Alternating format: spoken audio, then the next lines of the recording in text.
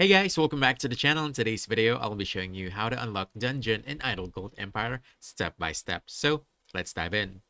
Now, the Dungeon in Idle Cult Empire is a place where you farm prisms, which is required to upgrade your cult managers. Now, to unlock the dungeon, you must progress through the game and reach chapter 6. As you can see, currently I'm at chapter 4, but my base looks like this because I got the curse.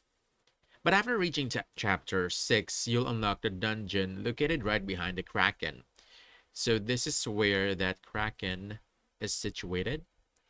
And again, once you've reached chapter 6, the dungeon right over here at the top will appear instantly behind this monster. And basically, that's about it. Now you know how to unlock Dungeon in Adult Cult Empire in just a few simple steps. So if you found this helpful, don't forget to hit that like button, subscribe for more quick guides, and I'll see you in the next one.